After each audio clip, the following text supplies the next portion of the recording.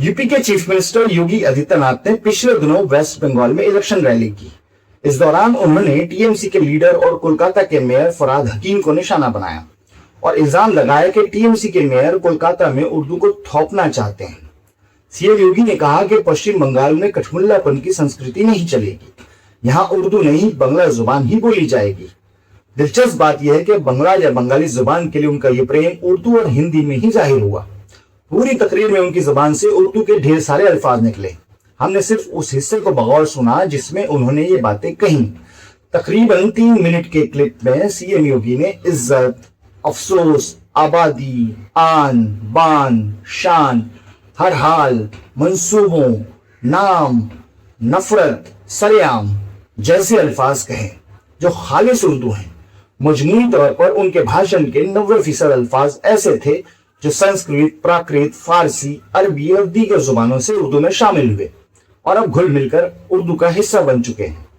यही वजह है कि सोशल मीडिया पर बहुत सौ ने सीएम योगी को याद दिलाया कि उन्होंने उर्दू की मुखालफत के लिए उर्दू के ही अल्फाज इस्तेमाल किए।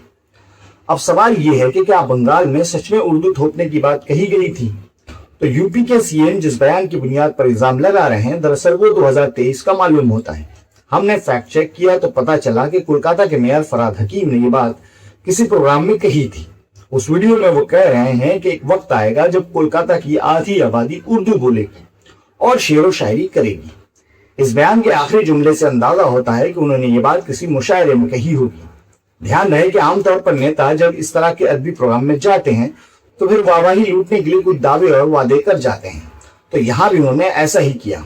इसका एक और सबूत वेस्ट बंगाल उर्दू अकेडमी का वो प्रोग्राम है जिसका क्लिप यूट्यूब पर मौजूद है। ये प्रोग्राम मशहूर गीतकार और शायर साहिल लुधियानवी की याद में किया गया था। उस प्रोग्राम में भी फरहाद हकीम ने कहा था कि वेस्ट बंगाल की ममता हुकूमत उर्दू के प्रमोशन के लिए काम कर रही है।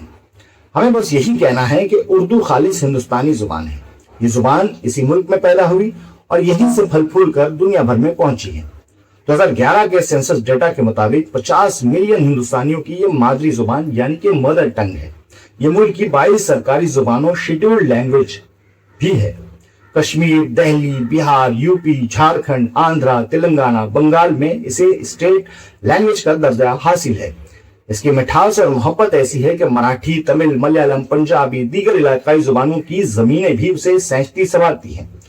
लिहाजा इसे कठमुल्लापन की संस्कृति कहने वालों को याद रखना चाहिए कि उर्दू ने आजादी की लड़ाई के लिए इनकलाब जिंदाबाद जैसा मशहूर नारा दिया है, सरफरोशी की तमन्ना जैसी इनकलाबी गजल दी है जिसे राम प्रसाद बिस्मिल ने पढ़कर आजादी के मत वालों को जोश दिलाया। हिंदी फिल्मों के नगमे और डायलॉग्स इस जबान के बगैर अधूरे हैं। प्रेमचंद, कृष्णचंद्र, रघुपति सायफरा, गुलजार दहलवी, धर्मेंद्र, राजकुमार जैसे अनगिनत अदीब, शायर, अदाकार गुजरे हैं जो मुसलमान नहीं थे लेकिन उर्दू उनकी जुबान थी। आज भी इस जुबान के करोड़ों शहदाई हैं। कश्मीर से लेकर कन्याकुमारी तक हर मजहब और इलाके के लोग उर्दू पसंद करते हैं। पार्लियामेंट के डिबेट्स उर्दू अशार के बिना अधूरे होते हैं। इसीलिए हम जाते जाते सदाम मौलवी का ये शेर कह रहे हैं कि अपनी उर्दू तो मोहब्बत की जुबान थी प्यारे, उफ सियासत ने उसे मजहब से जोड़ दिया।